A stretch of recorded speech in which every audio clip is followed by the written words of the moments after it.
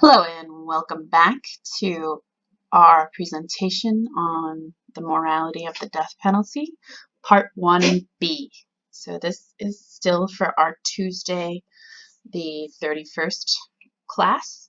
We'll talk about this last 3 sections in the textbook, and then on Thursday we'll talk about the final 3 articles in this section. So this can be found on page 366, Stephen Nathanson, An Eye for an Eye. So Nathanson builds his argument against the death penalty by refuting Kant, so the article we just looked at in the previous video. And he even takes a less strict interpretation of the eye for an eye equality principle, and concludes that even that weaker version still isn't strong enough to justify the death penalty as a moral choice for a legal thing that we should do in contemporary nations. And here I have a breakdown of the structure of his article. I decided to do that for this one because his structure is extraordinarily clear. And one of the ways that we can approach as critical thinkers any sort of complicated argument on any topic whatsoever is to make sure we understand the structure of our opponent's argument before we start criticizing it. Even if we agree with it, we always want to criticize the weak points.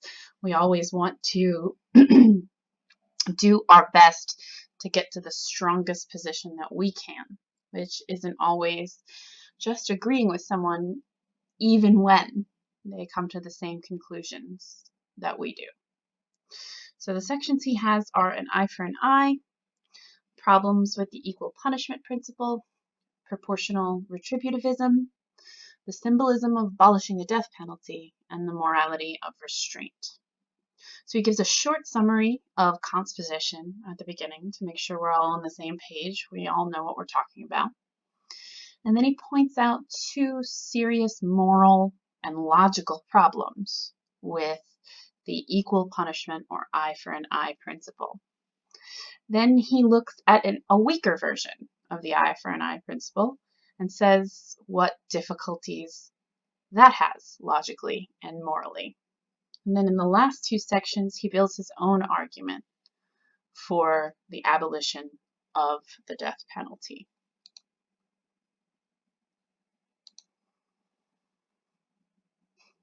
So we just looked at what Kant's position is. We don't really have to look too much more at its structure. But we can say what Nathanson says about it. He says it's intuitively appealing. Because it feels like when someone chooses of their own volition, of their own accord, their own agency, to harm somebody else, to take something from them, to make them suffer, it really feels as if what they deserve is something similar or even the exact same thing to happen to them. And Nathanson thinks it's because of these 3 reasons. It seems like what you do should affect exactly what you deserve. It shouldn't be arbitrary. It shouldn't come down out of nowhere. If you do something good, you should get good in return. If you do a lot of good, you should get a lot of good in return, and vice versa when it comes to doing harm. It's also more objective, so it's not arbitrary. It's not the victim deciding disproportionately to punish the person who committed the crime against them. It's not vague or subjective in the sense that it might be if we were trying to consequentially determine how much good comes from which punishment or which leniency. It also seems to give us a really strong guideline. So this crime happens and we do the crime right in return to the criminal. So that seems good. If we're trying to figure out what is morally appropriate when it comes to punishment, we don't want too little or too much. Kant's theories of equality here seem to just tell us and do it equally. But Nathanson says no. It doesn't really do number 3 at all. It doesn't give us guidelines. for how to punish. It only seems like it does at first glance. It also doesn't give us guidelines or a measure for who deserves what and why. It just seems like it does. It doesn't really provide a good argument. It just goes with our intuitive gut feelings. I found this picture at the bottom right. It seems a little bit unusual, but apparently this is judicial corporal punishment. So, an interesting side note, the death penalty is the only corporal punishment that is still legal against adult citizens in the United States. So we might have heard the phrase corporal punishment before. It means bodily harm. It means of the body. And it used to be that in the United States you could get lashed just like that if that was the punishment the judge inflicted upon you. So in that you can see how there are a range of choices when it comes to punishment for us. And as a modern audience, we recoil against that. We think that it's barbaric. And that is one of the problems that Nathanson has with the eye for an eye equality argument. And okay, we would have to be barbaric because if someone's convicted of rape or arson or torture, an equal punishment is that we would have to become the arsonist, the rapist, or the torturer. And that's not something as a state or as individuals who might have to inflict those things. It's not going in the right direction morally. We don't want to commit immoral acts to punish immoral acts. But of course, we have to figure out still, for any argument whatsoever, why we're justified in punishing at all. And then once we do that, we have to go further and say which punishment is justified for this particular crime. And while we may be justified in punishing the arsonist, the rapist, or the torturer, that type of punishment is certainly not justified. Also, there are many types of more abstract crimes or disproportionate crimes that cannot be equally given back to the offender, like the embezzler, the spy, a drunk driver, or a prostitute. I'm sure you can think of many, many more where it wouldn't be as simple as repeating the crime to them in order to punish them. So Nathanson concludes that an eye for an eye may have been a real guideline, a real justification, a real rule at some time in the past, but now people just use it as a slogan to brush past any calls for proof or evidence when they say that they're for the death penalty. And slogans, maxims, old wives' sayings, nothing like that can actually count as good evidence. It's not logical and it doesn't have an empirical basis.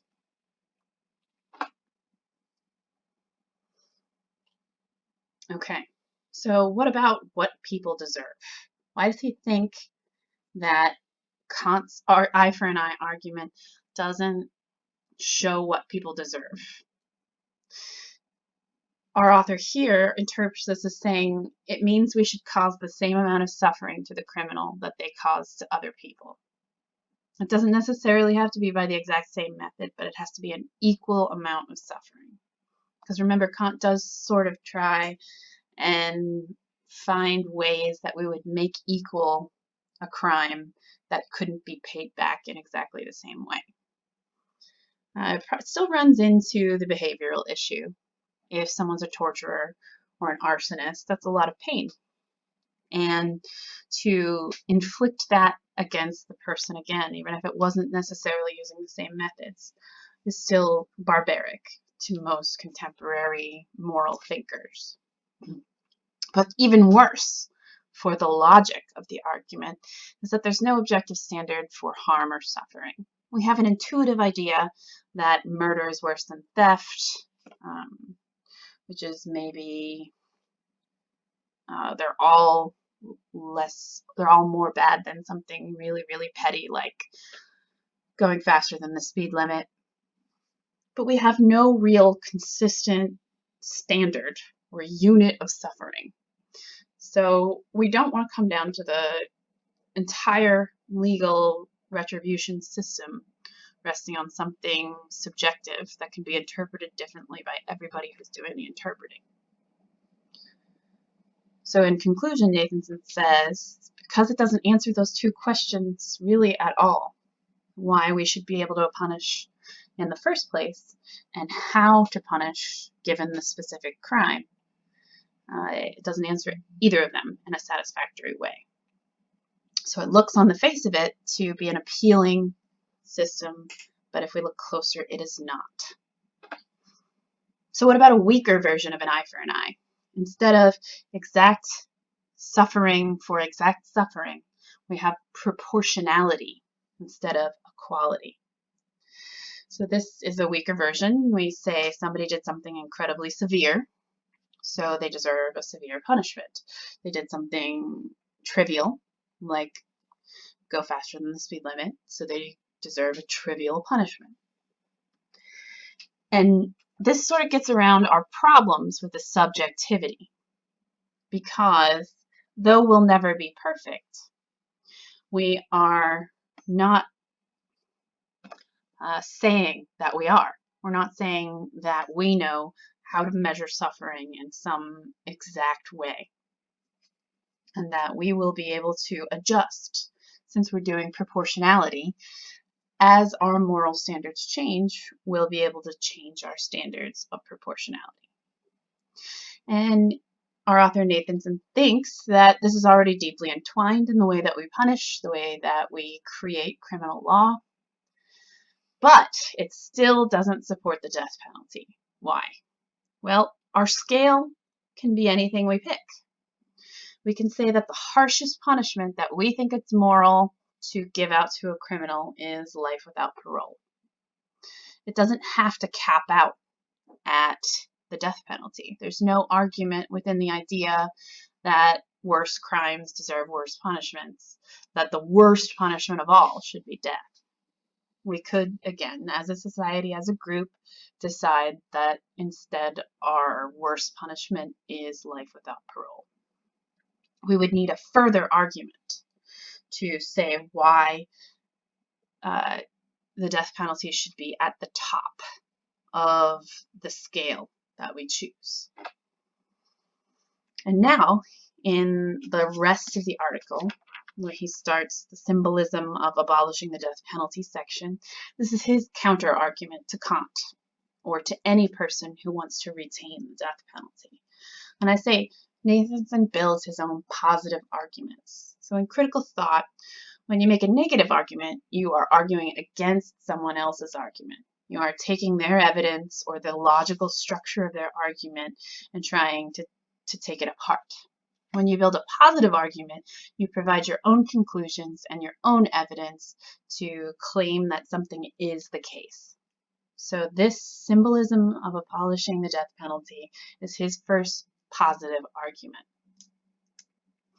And he asks, if we decide as a society, to decide to abolish the death penalty, what sort of message are we sending out to the populace? And he says we're respecting something that's often called the sanctity of human life. What does sanctity mean? It means sacred. It means something that is intrinsically valuable, just like we talked about last video. It doesn't depend on doing anything or accomplishing any goal to be valuable. It's valuable or sacred in and of itself.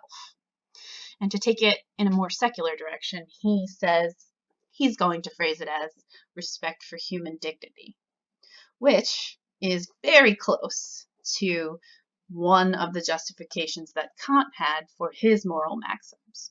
That's at the core of what we should do, how we should treat one another, what obligations and duties we have to one another in the world.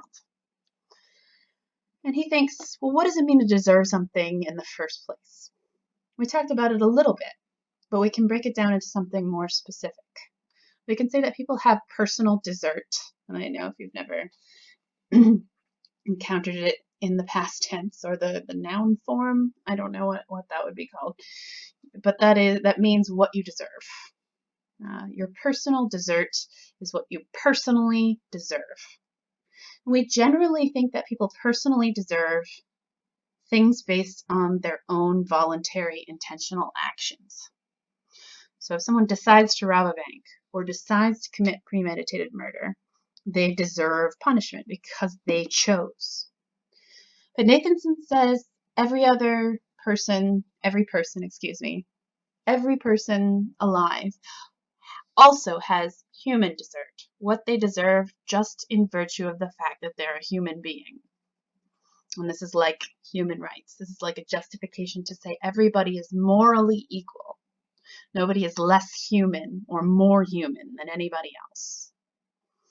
So they're a creature that can think, feel, suffer, and just by that very fact, that they have some sort of internal life with a mind and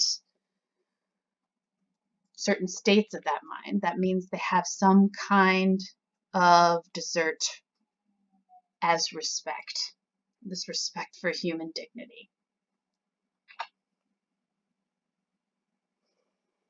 And well, in conclusion, I thought I had another slide there. In conclusion, because of that respect for human dignity is why we should abolish the death penalty. That's the symbolism. We as a society have decided that the moral center of our views is to respect human dessert, even while punishing and praising personal dessert.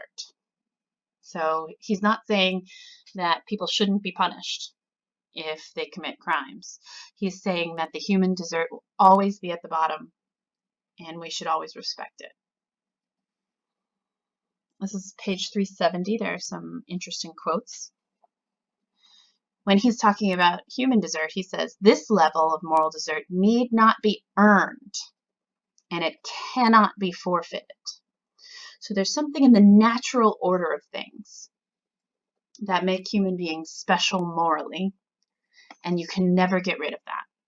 No matter what despicable acts are committed, those basic human rights will always still be there.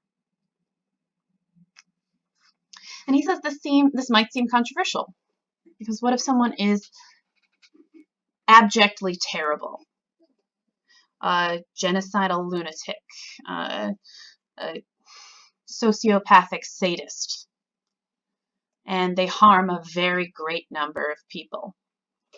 We might think that they do forfeit their human rights when they behave in such a way. But he thinks that we implicitly agree with him, because he says, we don't think, no matter what the crime somebody commits, that we can treat them in any old way we feel like. So we imagine we have this genocidal monster. We still don't think it's okay to torture him for the rest of his life, or at least most people don't. And if you thought that it would be okay, you would need a further argument to say why we could inflict that kind of pain on someone, regardless of their behavior. But for the people that do agree that we still have some baseline of how we have to treat people, even if they're the worst people we've ever encountered, we implicitly agree that human rights are non-forfeitable.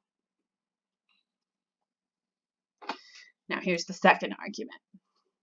He says, if we restrain ourselves from killing killers, we are setting another example for how we hope to be both now and in the future, for moral improvement. And this is because, as he says on page 371, when we restrain ourselves, we communicate the importance of minimizing killing and other acts of violence. So he's thinking of violence and death as an intrinsic bad, an intrinsic evil. Just like human life has an intrinsic good, violence has an intrinsic bad. He doesn't think that this prohibits you from killing in self-defense. He thinks he's being perfectly logically consistent, because you're forced to make a choice in that scenario. You have no other possibility. Someone is going to die, and it's either you or the murderer. Or if you're assisting someone else, it's an innocent person or a killer. You're being forced to kill. Whereas in the situation of legalizing the death penalty, that is not the case. And we want the state to restrain itself, and this is a little bit more in depth as to why violence is an intrinsic bad. One, we want the state to set an example of appropriate behavior. So again, we know that human beings have tendencies to violence, but that doesn't mean that we shouldn't try to improve ourselves. And 2 through 4 are some of the reasons violence is an intrinsic bad. We want to discourage violence as a solution to any problem when there is another option available. We know that an eye for an eye often leads to a cycle of retribution. People get angry, so they try and get retribution. And then people on the other side get angry and try to get their retribution. And on and on and on it goes. So we want to break that chain. Also, he says violence is a contagion. It is an emotion that arouses anger, hatred, and when you're around that in your life, it becomes part of your life and part of who you are, and so on. So these are his 2 positive arguments against Kant and Kant's followers, arguing that you get what you deserve, and what you deserve is what you did. He says it's intuitively appealing, but there are reasons that we should disengage ourselves from it. So on Thursday, we will look at an article that defends the death penalty, a contemporary author, and then we'll look at an author who responds to that author. And the very last article are some empirical facts about the way capital punishment has been carried out in the United States since the moratorium was lifted. Please, as always, ask questions, comment, either here or on the Blackboard page, and I will see you again on Thursday.